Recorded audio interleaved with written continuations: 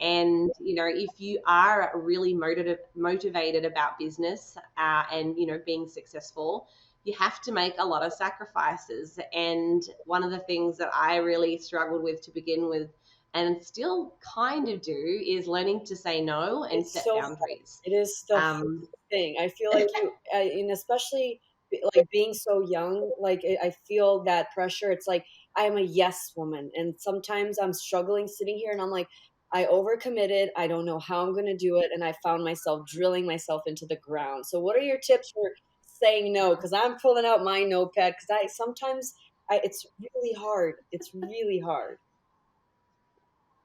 I think you've got to practice. Actually, I had a consult yesterday with a lady, and she was kind of telling me about her lifestyle. And this woman has 4 children. She's an executive for, on the board of executives for multiple companies, and she has personal, body fat loss goals, and she has birthdays coming up. And this woman Yeah, was incredible.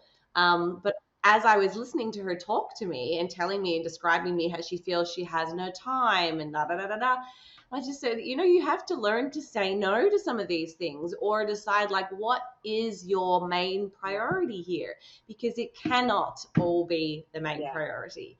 So I would suggest writing down all the things. Like, I do goal setting at the beginning of every year, and I have my personal goals, my business goals, and I usually break it down into quarters, so it's not just everything.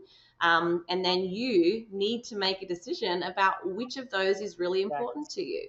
And, then your actions and your behaviors have to align with that goal. So if your goal was to, I don't know, make your first $100,000 in business for, this year, for example, yet every weekend, every Friday, every Saturday, every Sunday, you've got a social event, and, it takes up, several hours.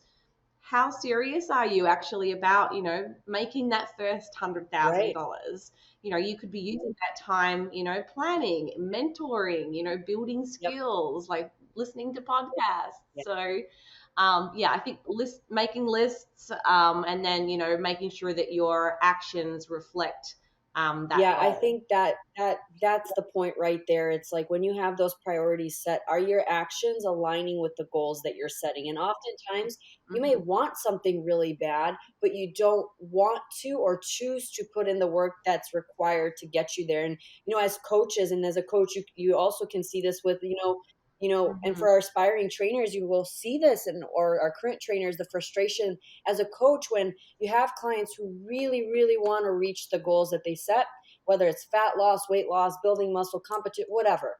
And it's the actual work that Hmm. needs to be put in doesn't align.